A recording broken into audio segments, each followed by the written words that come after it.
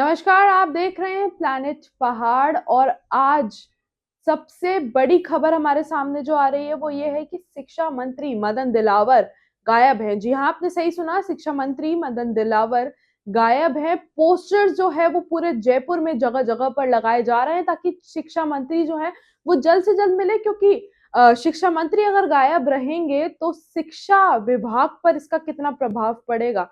देखिए, ये जो पोस्टर्स हैं ये आपको बता देते हैं लगाए किसके द्वारा जा रहे हैं, क्योंकि अब जो पेरेंट्स हैं वो चेताना चाह रहे हैं शिक्षा मंत्री को कि उठो, अब तो कुछ करो, अब कुछ नहीं किया तो कभी कुछ नहीं कर पाओगे।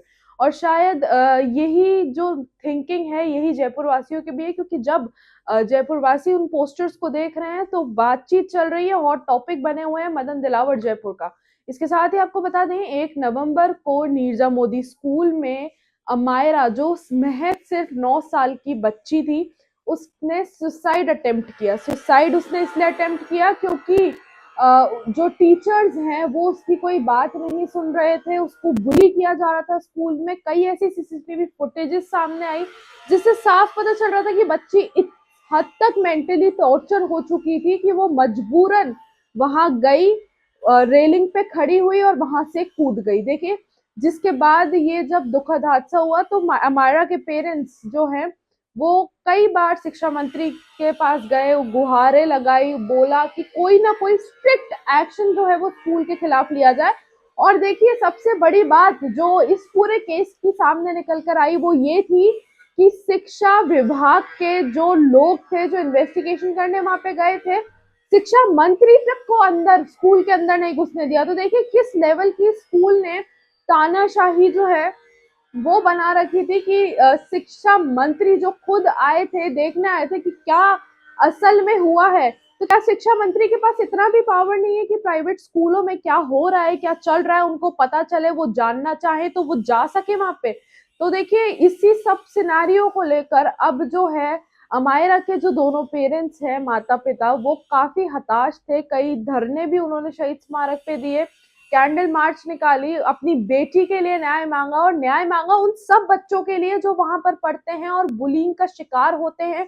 टीचर्स को बताने के बावजूद भी कोई एक्शन नहीं लिया जाता, जिसके बाद जो है बच्चे इतना ज्यादा मेंटली ट्रॉमेटाइज हो जाते हैं कि वो मजबूर हो जाते हैं उस एक पर्टिकुलर रेलिंग से कूदने को। देखिए, अमायरा को तो उसके पेरेंट्स ने खो दिया, पर अब उनकी मांग सिर्फ इतनी सी है कि मान्यता रद्द की जाए, क्योंकि जब सीबीएसई जो है, central board of secondary education ने भी जब जांच पड़ताल की तो उन्होंने कहीं ना कहीं स्कूल को गिल्टी माना है। तो क्यों जो है राजस्थान का शिक्षा विभाग है वो सो रहा है, क्यों कोई एक्शन नहीं ले रहा, क्यों कोई सख्त कार्रवाई अभी तक। क्योंकि देखिए, 1 नवंबर की ये पूरा सिचुएशन है जो हुई थी, 1 नवंबर ही वो दिन था, और आज हम देख रहे हैं 10 दिसंबर हो गई है। तो मतलब आप देख सकते हैं किस तरीके से 40 दिन बीत गए और अब तक एक बच्ची को न्याय नहीं मिल पा रहा, जिसके चलते जयपुर की जनता ने अब जिम्मा उठाया कि सोए हुए मदन दिलावर को अब वो जगाएंगे।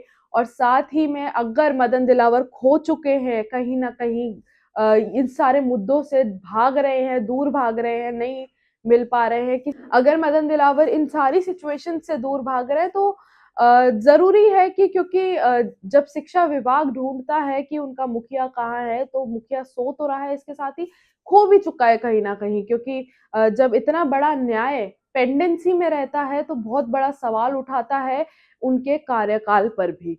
तो देखिए, देखने वाली बात ये होगी कि क्या इन पोस्टर्स के लगने के बाद मदन दिलावर मिलते भी हैं या नहीं, क्या मदन दिलावर जगते हैं, क्या मदन दिलावर कोई स्ट्रिक्ट एक्शन जो है वो स्कूल के खिलाफ लेते हैं।